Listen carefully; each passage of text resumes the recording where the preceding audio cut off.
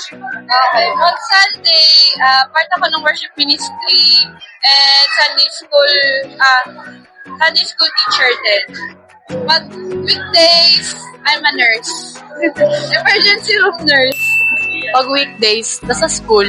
Pero kapag Sunday, usher.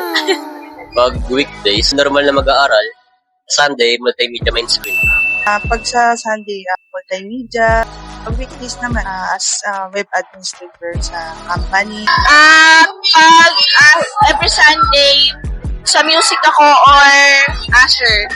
Then, pag weekdays, ay sa akong Pag Sunday, soundtech. Pag weekdays, nag-aral. sa ushering ministry. Sa weekdays po, ano po kayo? Usher pa rin sa bahay. Musicians ako. Pag every Sunday and then teacher naman ako every weekdays. Ministry ko every Sunday, musician. And weekday, government employee. Sorry po sa mga nagawa ko ng ngayong weekdays. Tapos kapag weekdays naman, nag-review lang. Weekdays. Po, nagpe-pray ako. Pag weekdays, ano naman ginagawa po? Nagbabasa ka ng Bible. Days.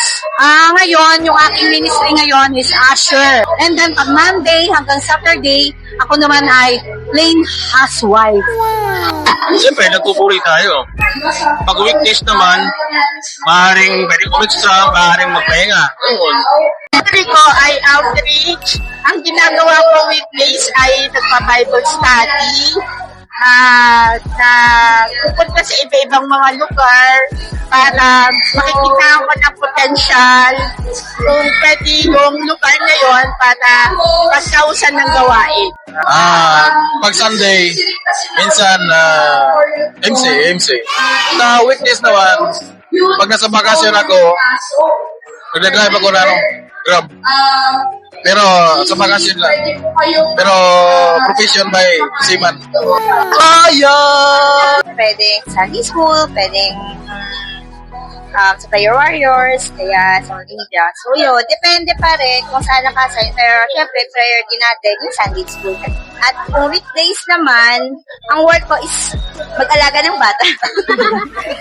Yun, mag-alaga ng bata. Tsaka, ano pa ba? Ayun, maging assistant at secretary ng asawa ko. Minsan late sa church, pero nakikinig at nag-worship and pinipilit na sinasabuhay ko ano yung naturo ni Pastor and during Sunday and during weekdays, work, bahay siya pa. I ministry every Sundays. Driver, yes po. Dalawa is usher. Ginagawa ko naman sa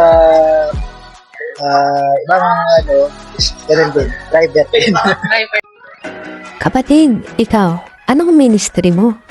Comment mo naman sa comment section at kung anong ginagawa mo o anong profession mo sa araw-araw. God bless.